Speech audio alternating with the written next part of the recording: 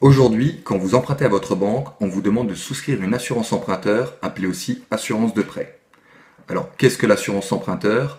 Comment y souscrire? Est-ce obligatoire? Et surtout, comment réaliser des économies significatives sur votre assurance emprunteur, qui représente tout de même jusqu'à 20% du coût total de votre prêt?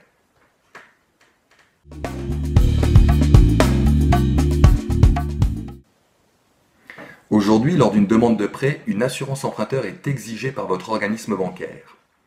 Elle a pour but d'une part de protéger votre banque ou établissement de crédit qui est le bénéficiaire du contrat et lui assure ainsi le paiement de l'emprunt. D'autre part, elle vous protège vous et vos proches. Elle vous couvre contre les accidents de la vie et vous permet de conserver le bien que vous remboursez en cas de perte brutale de revenus et ainsi éviter de transmettre la dette à vos enfants en cas de décès par exemple.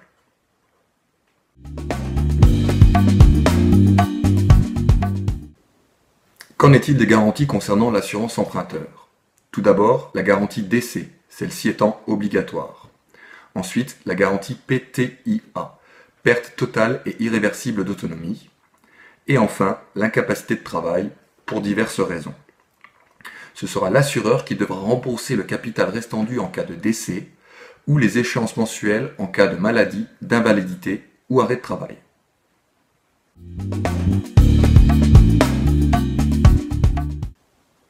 Tout d'abord, il faut savoir que l'assurance de prêt n'est pas une obligation, que ce soit pour un crédit immobilier ou un crédit à la consommation. Cependant, dans le cas d'un crédit immobilier, bien qu'il n'y ait pas d'obligation à souscrire une assurance emprunteur, cela reste en général une condition nécessaire pour que votre banque vous accorde votre prêt, ce qui peut être compréhensible. Par contre, concernant les crédits à la consommation et en fonction de votre profil, il sera judicieux de se poser la question de souscrire ou non à cette assurance emprunteur, celle-ci pouvant considérablement gonfler le coût de l'opération.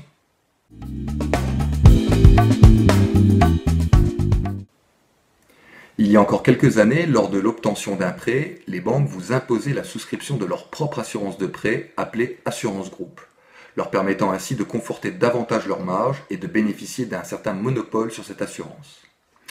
Depuis septembre 2010, les choses ont changé, notamment avec la mise en place de la loi Lagarde, qui a permis de renforcer les droits des emprunteurs en matière d'assurance de prêt.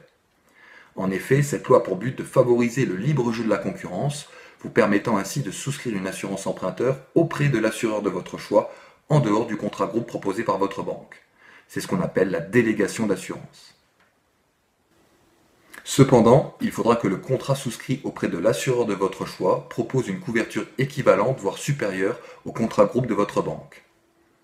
Bien que les garanties proposées par votre banque soient la plupart du temps identiques à celles d'un autre organisme assureur, les différences de tarifs peuvent être significatives. En effet, il est fréquent de surpayer son assurance emprunteur avec sa banque, alors qu'avec la délégation d'assurance et la mise en place d'un contrat sur mesure, vous pourrez réaliser des économies importantes pouvant atteindre plusieurs milliers d'euros. Aujourd'hui encore, seulement un contrat d'assurance de prêt sur 3 est souscrit auprès d'un organisme assureur autre que la banque, du fait d'un manque d'information envers l'emprunteur. Depuis 2010, la loi Lagarde oblige les établissements bancaires à un devoir d'information envers l'emprunteur, en leur remettant une fiche explicative sur l'assurance de prêt, leur permettant ainsi de souscrire le contrat le plus adapté à leur profil.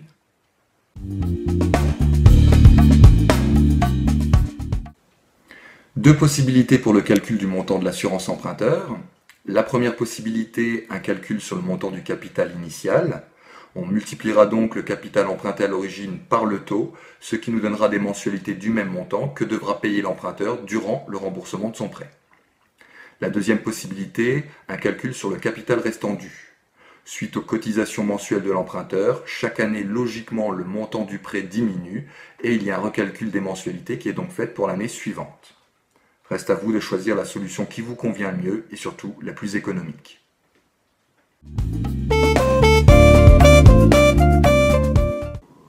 En effet, n'hésitez pas à faire jouer la concurrence, c'est votre droit. Je vous ai parlé tout à l'heure de la loi Lagarde qui permettait de faire jouer la concurrence. Et toujours en matière de droit des emprunteurs, a été mis en place en mars 2014 la loi Hamon, qui dit que pour un prêt contracté après le 26 juillet 2014, un délai de 1 an est accordé à l'assuré pour changer d'assurance de prêt, sans frais ni pénalité. Ce délai permettra ainsi aux assurés de faire une étude comparative des différentes offres du marché. Pour un prêt contracté avant le 26 juillet 2014, l'emprunteur ne pourra changer d'assurance de prêt qu'une fois par an à la date anniversaire, en respectant un préavis de 2 mois.